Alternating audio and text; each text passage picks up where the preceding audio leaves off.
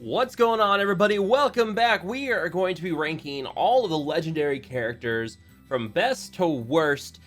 We have 11 of them currently. Maybe we're going to be seeing some more here soon, but it's been a while since I've done this. I think the last time I did a ranking video was back when Ebony Maw came into the game, and since then we've had at least Dr. Octopus and Jubilee both come to the game as well. And we've seen some of these heroes get power crept. Some of them have gotten better with reworks and stuff. So we're going to talk about all of that in this video. We're going to start with the worst one off the list and work our way up from there. Maybe separate them into tiers along the way. We'll figure all that as we go along in this video. But let's start with the absolute worst of the legendary characters in the game. And as much as it breaks my heart to say this, the worst hero, the worst legendary character in the game has to be Iron Man. And this one, it's kind of frustrating. He doesn't really have a place. There is power armor. Power armor is kind of getting pushed out in war offense. And if you do use the power armor with Ultron combination, you take Iron Man off the team and use Ultron in his place. That's kind of indicative of just how weak Iron Man is within that team. We were hoping for some kind of buff that would make him better when we got the Wave 1 Avenger rework, and all we got was a slight damage boost for him. For this, it's the 5% damage for Wave 1 Avenger allies, including power armor. It wasn't really that big of a buff. Nothing else really came to him. This may have been buffed a little bit on his special, and yeah, I think maybe a bit of extra crit chance here with this. But yeah, he desperately needs a big buff, and we were hoping that maybe we'd see something with Hulkbuster, like it changed his ultimate to calling down the Hulkbuster armor or something. Fingers crossed maybe we can get that one day, but unfortunately right now Iron Man is just a very, very weak character. At least a generally weak legendary character, not really any, no real strengths for this character. So maybe we'll see something buff for him here in the future.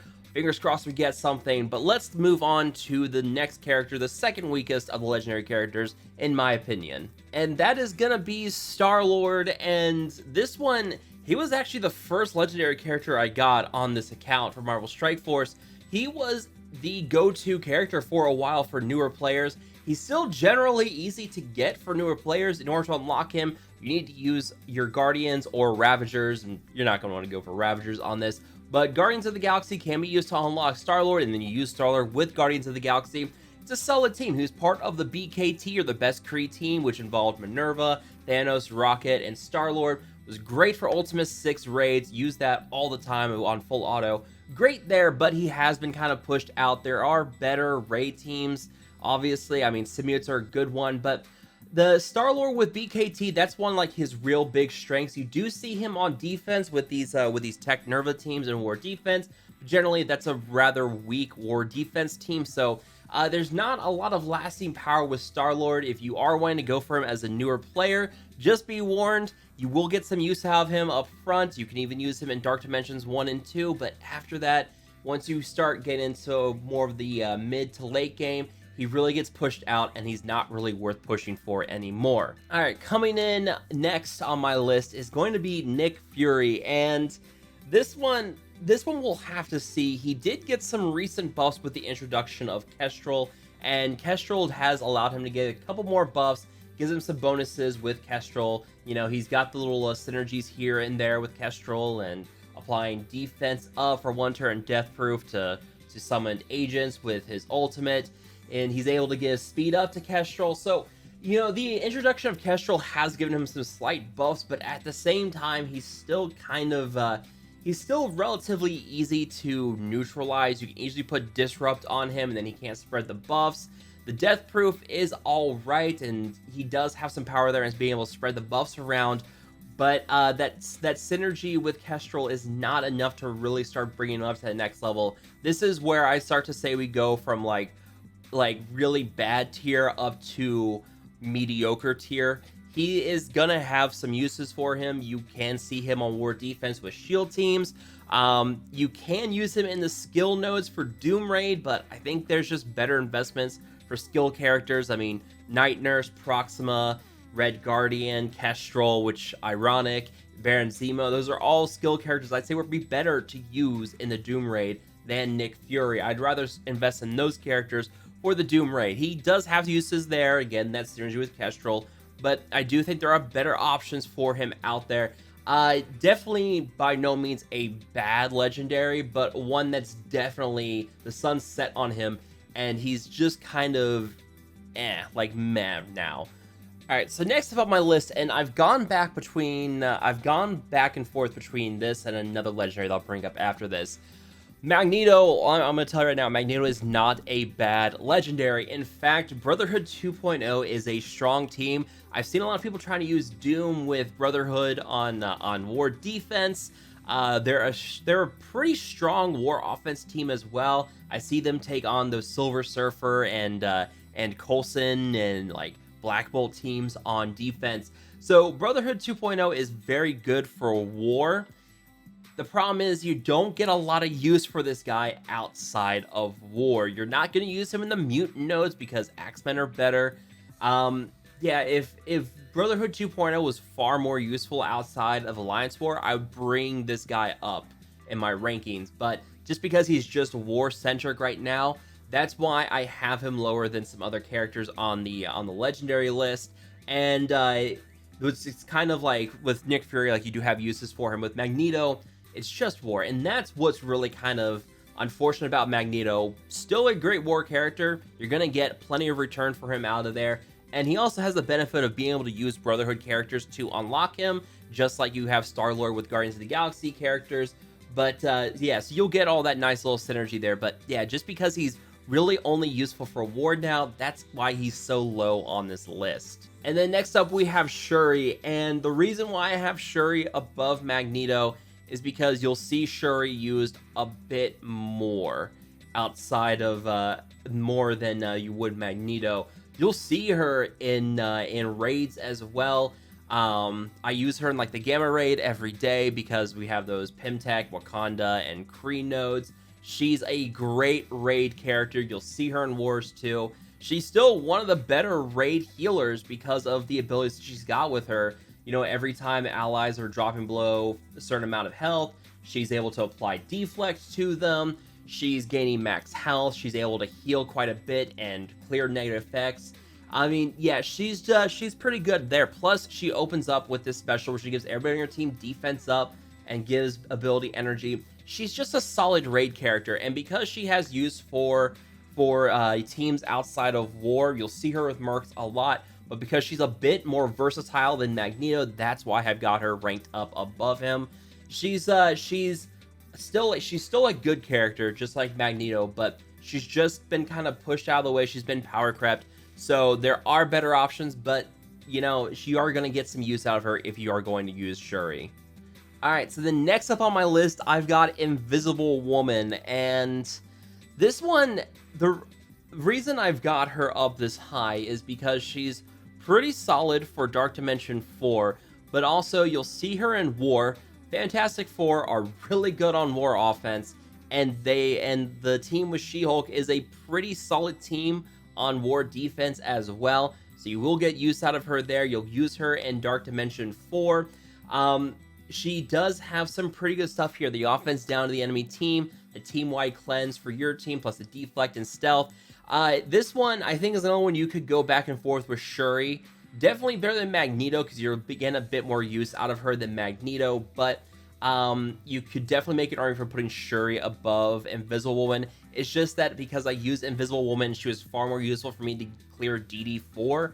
That's why I've got her ranked up a bit higher. In the future, if she turns out to not be as useful for DD5, heaven forbid we get that anytime soon, she'll probably go down below Shuri again, but still, she's a very good character. The team-wide cleanse, the barrier, the offense down, the great usefulness for both war offense and war defense.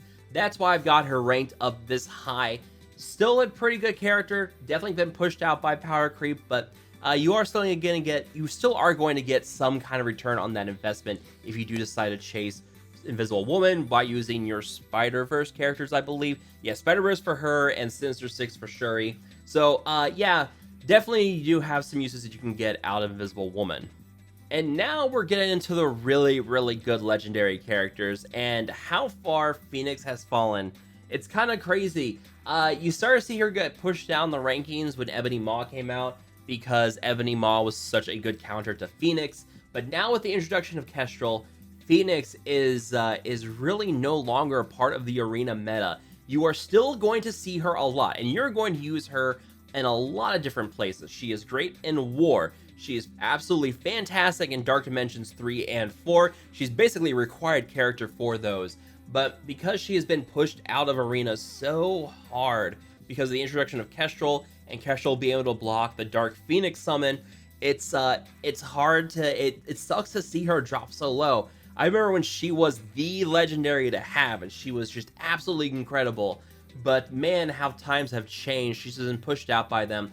Plus the introduction of ISO 8 and how the classes don't affect Dark Phoenix has really just kind of left her in a bit of a hard place. She is still a great legendary. These are like the really good legendaries now. Phoenix, you are still going to get great return out of her. Do not misunderstand me. I'm not saying she's bad. It's just that she's no longer going to be part of the arena meta, but you will still see her in plenty of other places. You'll use her in War all the time. You're going to get great uses out of her in raids. You'll get great uses out of her in the Dark Dimensions. So definitely a character that I still highly recommend going for, because you're going to get great return on her. It's just unfortunate to see her slowly get pushed out by the power creep. And then the next one, man, this guy used to be number 1 and number 2 top legendary, used to be Phoenix and Black Bolt, and here they've gotten pushed down. Black Bolt, still great, hits like an absolute truck. You can see I've invested all the T4s in him. I never finished off his ISO Striker, which is weird. I should probably do that at some point. But Black Bolt, if you don't have Black Bolt by now, let me tell you, this guy is great. He's still a recommended legendary for you to go for in your player progression. Use as Guardians to unlock him, but he has high damage, very high health, and he's a very good counter to a lot of characters that can do summons like Ultron, Doc Ock. He can strip buffs from them and apply Disrupted on them. And is also a very good counter to Doctor Doom, which, I mean, you do have other counters to Doom, but Black Bolt is a very solid way to counter Doom because you can't stack up that offense up and the defense up on Doom or the deflex. Black Bolt just keeps preventing him from getting any of that. So Black Bolt, with the counter, being able to counter Doom pretty easily, that makes him a bit better than Phoenix in my opinion. It's great for wars too. Not so much for raids, but this guy's a monster. Definitely one that you will not regret unlocking at any point in the game. And now we're at the cream of the crop, the last 3, and I'll just go ahead and say now, the top 3, you can make arguments for interchanging any of these 3. They're all really good. The reason why I've got Jubilee at 3 over the other 2 is that because outside of the X-Men team, she doesn't have a lot of utility, but don't mistake that. The X-Men team, by far the best raid team right now. You'll clear them full auto in the Ultimates raids. You'll use at least most of them in the Doom raids. They are a very strong war offense team. They're great for war defense. They're just a very strong team overall. X-Men is one of the best teams in the game right now, and it's because of this character and what she brings to the table. Her passive that gives a bonus speed bar every time they defeat enemies makes it very easy to counter teams that have a lot of summons. You're going to use X-Men a lot in RTA, and I'm sure you've seen them by now. Yeah, Jubilee is just a incredibly good legendary. The X-Men team's incredibly good as well. So yeah, if you're looking to invest in some legendaries for raids, you can't go any better than Jubilee. She's just good. She's really good. So yeah, this one, I don't know what else to say. I don't think I need to see anything else. Definitely a really good legendary. And at number 2, we have Ebony Maw. So Ebony Maw, Black Order. Black Order used to be the meta team, and if we were doing this video a month ago before Kestrel came out, I'd probably have Ebony Maw number 1 because of the Black Order meta in Arena, how strong that team was. Ebony Maw is still a fantastic legendary character. It's gonna be a long time before he gets power crept by anything. The Hell Steal, the offense down the enemy team while giving your team defense up, the speed bar boost for Black Order, the fact that he can just counter hero controllers so easily by ability blocking them and putting barrier on your team. he is a great legendary, and you need to use Asgardians, or you need to use Inhumans plus Black Bolt to unlock him, but it's really worth it in the end. You're gonna use him in a lot of different places. You'll use him in the Mystic nodes for the Doom Raid. You'll use him in RTA if you're trying to get out those Mystic abilities. He's an easy Mystic character to use for that. Great in war with Black Order. Black Order's still one of the best war offense teams. They're pretty scary on war defense as well. So Ebony Maw's not going anywhere anytime soon. Fantastic legendary character. I really like him. Definitely think this is one that you're going to want to invest in if you haven't already. I don't think I have anything else to say for Ebony Maw at this point. And finally, Doc Ock. This guy. So the reason why I have Doc over Ebony is because Doc has quite a bit more usefulness for certain modes, but also because he's a bit of a soft counter to Ebony Maw in some ways, and that he can block the offense down from Ebony Maw.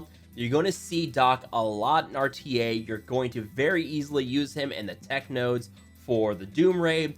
The Sinister Six team is not the best war defense team, but Doc can make them incredibly scary. In fact, he's one of the most annoying characters to face in war defense, because if he just blocks everything, he's killing back up to full, and then he's clearing heal block. It's a pain to kill this guy in war defense.